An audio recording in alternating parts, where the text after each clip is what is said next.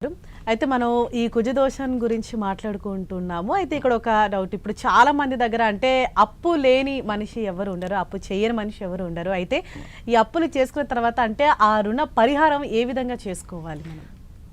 రుణాలు పరిహారంతో పాటుగా అప్పులు ఇచ్చి చాలామంది తెచ్చుకోలేని వాళ్ళు ఉంటారు. వీళ్ళందరూ ఏంటంటే శుక్రవారం పంచమి వచ్చిన రోజున, అంటే ఈరోజు శుక్రవారం పంచమి, అది కృష్ణపక్షమా లేకపోతే శుక్లపక్షమా అన్నది పక్కన పెడితే శుక్రవారం అలాగే పంచమి తిథి ఏ రోజైతే ఉంటుందో ఆ రోజున సాయం సమయంలో, అంటే ప్రదోషకాల సమయంలో దీపం ఎప్పుడు కూడా ప్రదోషంలోనే పెట్టాలి. అంటే ఉదయం ప్రదోషం ఉంటుంది, సాయంత్రం ప్రదోషం ఉంటుంది. ఈ సాయంకాలం ఎక్కువగా ప్రదోషకాలంలో సత్ఫలితాన్ని ఇస్తుంది. ఎందుకంటే చీకటిలో నుంచే మనకు వెలుతురు కావాలి. లక్ష్మి అంటే వెలుగు అని అర్థం, జీవితాన్ని వెలిగించేదని అర్థం.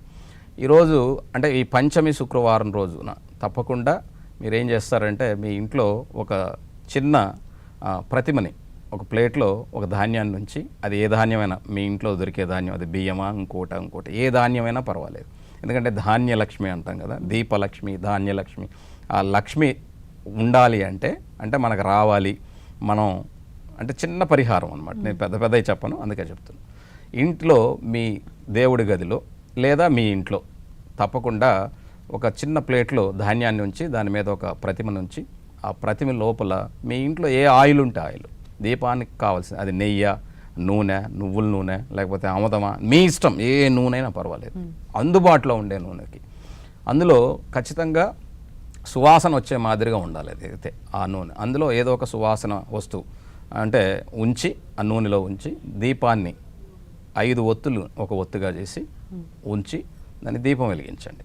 అలాగే అమ్మవారికి ఇష్టమైనటువంటిది ఏమిటంటే బెల్లంతో చేసినటువంటి ఒక పాలు, అందులో కొంచెం బెల్లం, అందులో కొంచెం ఆలుకాయ, అంటే పాయసం లాగా అనమాట, వేసి ఉంచి తర్వాత 2 ఆలుకలు 2 లవంగాలని అమ్మవారి దగ్గర ఉంచండి.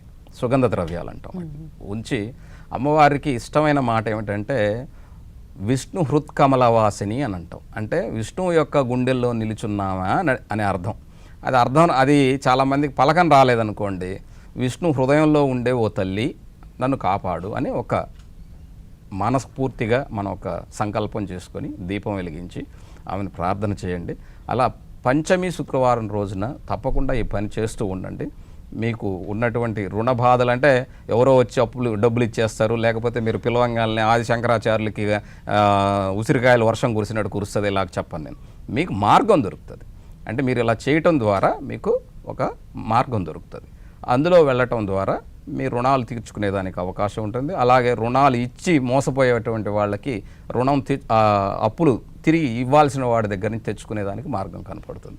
అలాగే మీ ఇంట్లో ఆ లక్ష్మీదేవి అంటే ఫోటో ఉందా, చిన్న విగ్రహం ఉందా, ఆ మెడలో ఖచ్చితంగా ఒక ఆలుక్కాయలు, అంటే ఆలుక్కాయలు అంటాం కదా, కాడమం అంటాం, యాలుక్కాయలు, ఈ యాలుక్కాయలతో మాలలు దొరుకుతాయి, వాటిని ఒకటి అది వేసి ఉంచండి. ఎప్పటికీ అది తప్పకుండా మీకు పరిహారం కింద ఉపయోగపడుతుంది.